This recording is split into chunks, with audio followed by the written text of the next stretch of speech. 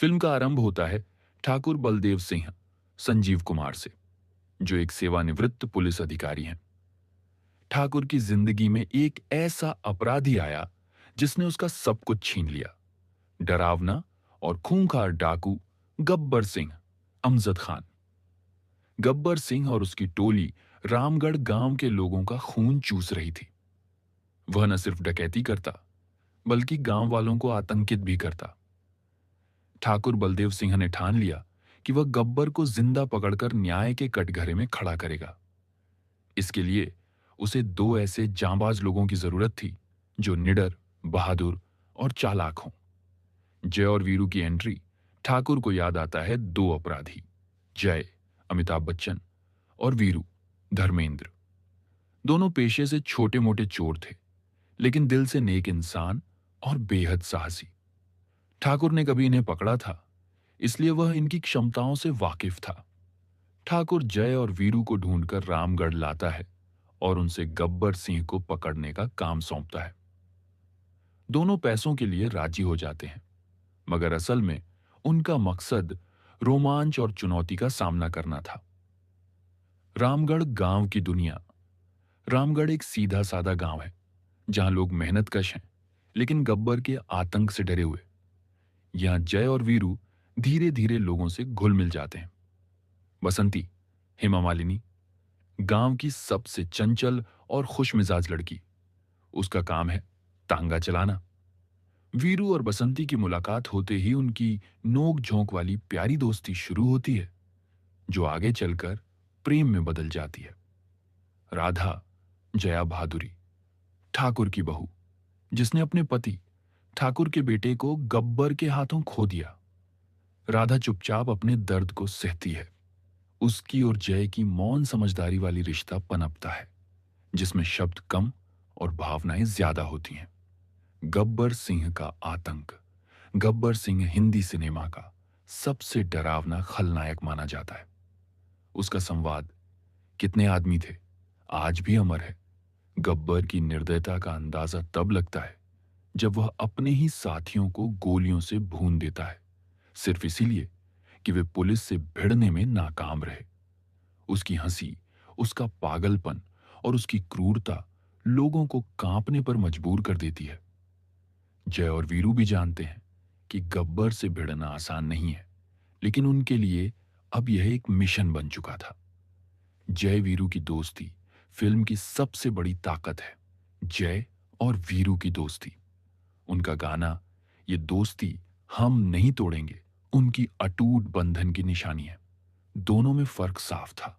वीरू ज्यादा खुला, मजाकिया और बेपरवाह था। जय शांत, गंभीर और सोच समझकर कदम उठाने वाला। लेकिन दोनों एक दूसरे के पूरक थे। कई मौकों पर उनकी यह दोस्ती गांव वालों के लिए हिम्मत और ताकत बन जाती है। ठाकुर का अतीत धीरे धीरे पता चलता है कि ठाकुर बलदेव सिंह का गब्बर से पुराना हिसाब है।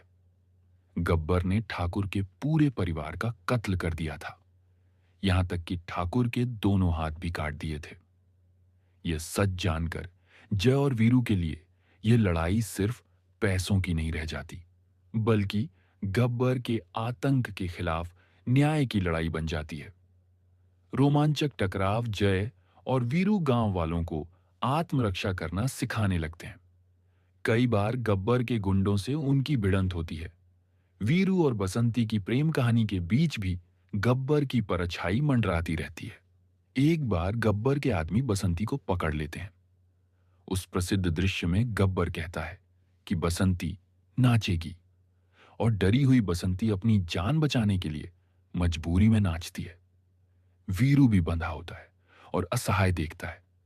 यह दृश्य हिंदी सिनेमा के इतिहास में सबसे यादगार और दर्दनाक दृश्यों में से है। जय का बलिदान। फिल्म का क्लाइमैक्स बेहद भावुक और रोमांचक है। जय और वीरू मिलकर गब्बर और उसकी टोली से भिड़ते हैं।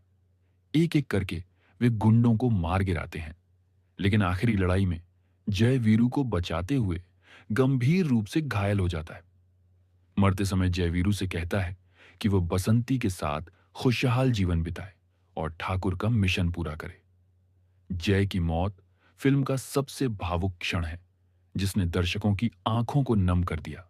गब्बर का अंत। वीरू गुस्से में गब्बर को पीट पीट कर मारने वाला होता है, लेकिन ठाकुर उसे रोक लेता है। ठाकुर चाहता था कि गब्बर जिंदा रहे ताकि कानून उसका फैसला करे। ठाकुर अपने कटे हुए हाथों से गब्बर को मार नहीं सकता, लेकिन अपने पैरों से उसे बुरी तरह कुचल कर बेबस कर देता है। अंत में पुलिस गब्बर को गिरफ्तार कर लेती है। उपसंहार जय के बलिदान के बाद वीरू और बसंती गांव छोड़कर नए जीवन की ओर निकलते हैं। ठाकुर अपने मिशन में सफल होता है, लेकिन अपनी खोई हुई जिंदगी और जय की शहादत का दर्द हमेशा उसके दिल में रहता है।